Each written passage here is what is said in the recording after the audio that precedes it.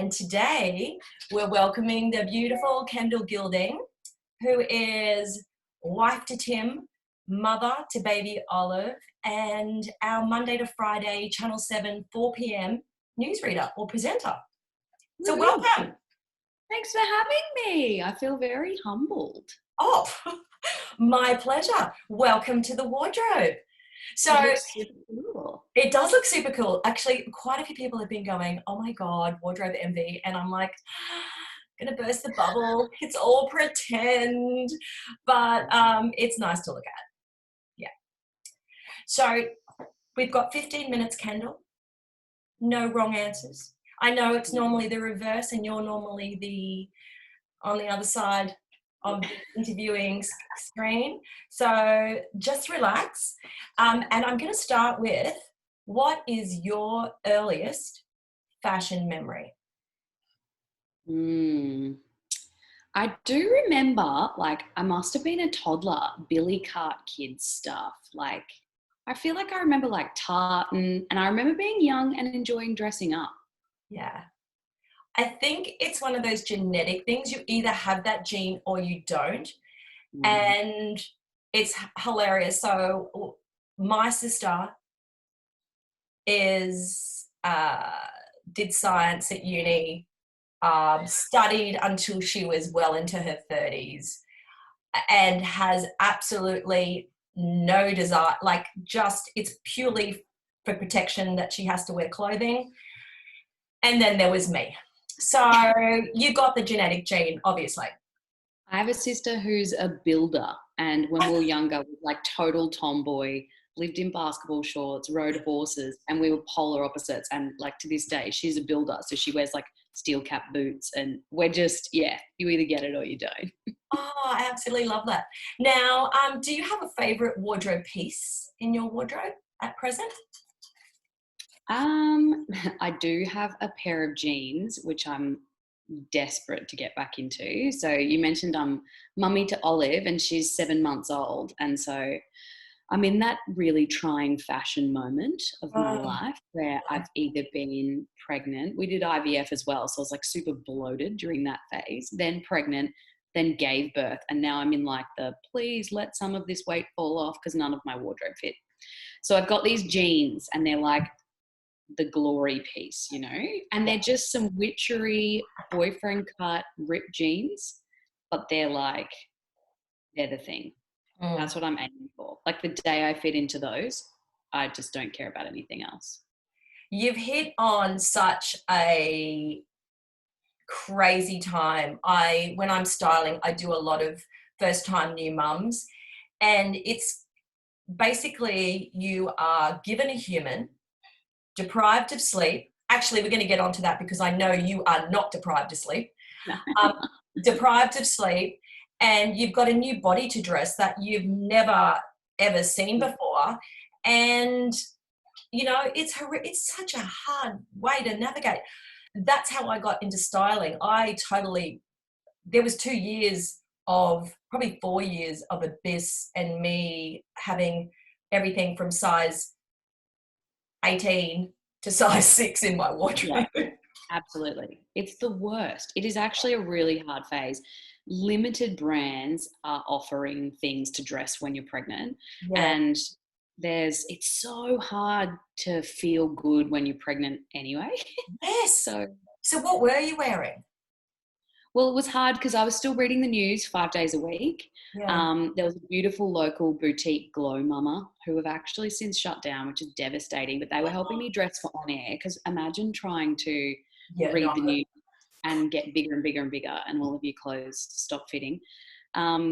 And then on the weekend, it was I just want to be comfortable. So I had these maternity jeans, and I'd just wear the biggest shirt possible. And it was on the weekend, it was just full, jeans and total bagginess. But I mean, during the week, to try and front up and be super glamorous while you just, every week I would turn up to work and put on some other super stretchy item that I owned, maybe a Scanlan Theodore crepe knit skirt that I'm this will go all the way with me. And it's really stopped fitting. It was devastating. And then on the back that. I came back from mat leave and half the stuff doesn't fit now either. And I'm like, wow, like I've still got a lot of weight to lose. How old was Olive when you went back reading? 6 months. She turned 6 months on the Sunday and I went back on the Monday. Yeah, well, you like big clap to you. I'm totally going off what I was going to ask you, but when we met up at Guitsy's night, you were talking about the book. Yeah, Save Our Sleep. I'm bringing this up. Please, Actually, you have to share it. From Frankie 4, her and I are kindred spirits when it comes to our parenting. And you were listening because her and I were raving about Tizzy Hall. Caroline said if there was one person you could invite to dinner, she's like, Tizzy Hall, that's who I'd invite. She wrote that book, Save Our Sleep. She'd be fascinating to talk to because we both followed that routine. It's very controversial. People are either for it or against it. I'm a routine person myself. I'm a bit of a control freak. And the book worked wonders. Like Olive's asleep right now. Yeah. You asked me to book this in. I was like, yeah, that's fine. Olive sleeps from 9:40 till 11 every day. I can make that work. And I think a lot of people are like, really? And yeah, she sleeps 12 hours a night. So she goes to bed at 7 p.m. and wakes up at 7 a.m. Lately it's been like 6 a.m. But like that's who can complain about 11 hours of alone time. So that night that I was sitting in between you and Carolyn having this conversation, that's why you popped up in my head, women I admire. My 15-year-old, Gabriel, we co-slept, I fed on demand. I was never going to be that person. I turned into that person. As I said, it messed with my brain, and I totally agree it's not for everyone. But if I had my time again, I would get on board. Yeah. It's definitely not for everyone. And like being a first-time mum's so hard because you do, I don't know, there's all these things you think you'll be like, and then they come along and you're like, wow, I'm not, I love them too much. I'm not going to leave them. I'm not going to do this. I'm not going to go out the way I thought I would. But it's just really worked for us. And I find it funny when people are like, oh, you're lucky. I'm like, no. You don't tell a fit person they're lucky when they've been at the gym 6 days this week. Like we do the work and we reap the rewards. But she is an angel. Like Olive is the sweetest little girl. Yeah. And cutest name. And I think I saw it on your Insta. Tell us about the meaning of her name. Oh, well, so Olive is like biblically like the olive branch, like a peace offering. So the word olive means peace and her middle name's Joy. And it's funny when you name a person, like it's a lot of pressure. But she has been nothing but peaceful and joyful. It's unbelievable. And I didn't know this, but my grandfathers on both sides have since told me that either their mother or their grandmother was named Olive. So I had no idea, but it's that's like, woo, I love it. I love the whole name. It's old as new though. Olive, Hazel, Florence, all those names are all coming back around. They're so pretty. I love all of those names, biblical names. Very nice. Well, I have a Gabriel, so yes, beautiful. Now my next question. Do you have a favorite online store? Can be more than one, can be none. So I'm prolific. I'm a prolific online stalker. So I may not like be on there buying stuff all the time, but I'll always know, particularly Aussie labels, but I'll always know what's new, what their, autumn collection's looking like. Usually I'm looking at work stuff. I think on weekends I am like a jeans and t-shirt kind of person. So I love looking for work clothes. So a couple that I'm always on would be Scanlan Theodore. You only have to turn on your TV on any channel to see newsreaders everywhere. But they're sculpturally neat. And just and great colours and And those technical knits, when you're presenting or doing anything, you don't want to have buttons or something that could possibly go wrong, or collars not look right, or belt, too much fuss.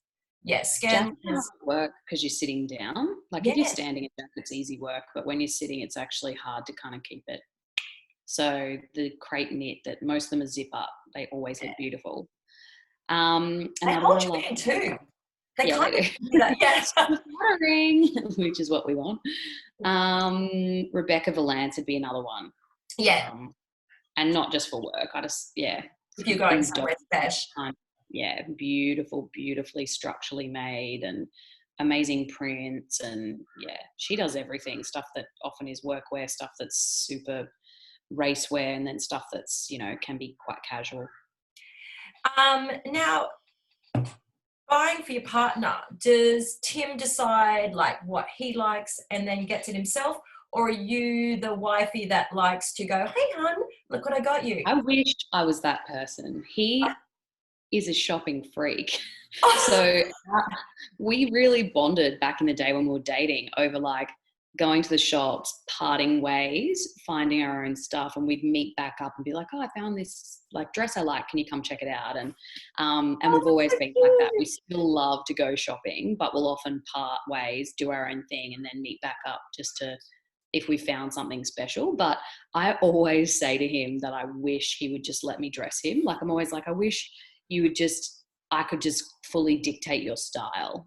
And it's not an option because he enjoys it too much. I love it. That is hilarious. All right. So basically I could put him on the interview list and we could have like male. Yeah, he could talk to you about Mind him up. All his friends are very stylish too. All of the blokes. I think that's part of it. They're all like really into their fashion. Yeah, I like it. It's good. My hubby is, I'll now and then get him stuff, but he likes definitely to source himself as well. Yeah. All right, now we're going to go on to speed questions. So you can say pass, or you can ramble on as much as you like. Yeah, I was like, I'm a journalist. Like, would any journalist ever say pass? Probably not. Okay. What are you watching? Oh, the news. Other than work at the moment, I'm not watching anything. Okay. That's enough at the moment. Yeah, the news. All right. Who are you wearing today? Oh, this is actually an apero piece, which is my beautiful best friend's label. I met her friend. No, I met your friend that works. Yeah, you met one of the workers, yeah. Yes. So they're a Brisbane based business, mostly centered around embroidered, beaded and printed tees. Apero is French. It's derived from like aperitif, like the idea of kind of happy hour cocktails with your friends. Yes. And this is a sample that never went to production, so you cannot buy it. I'm sorry. I have lots of her samples, and people are always like, "I love that. Can I get one of those?" And I was like, "No." Sorry. Well, I tried her teas on in my friend's little boutique, White Owl Boutique, at Balimba. Shout out, Tanya. And I remember when I chatted with you, those t-shirts are fabulous. Quality amazing, fit amazing. I will tag her below so you can have a look, but really good quality. And then as soon as I found out she was local Brisbane girl, I was like, woo. Yeah, it's beautiful. They're mostly like they launched online. She launched out of her house like a few years ago, and they now employ a stack of people here in Brisbane. It's a beautiful fashion success story for our little Brisbane town, which is awesome.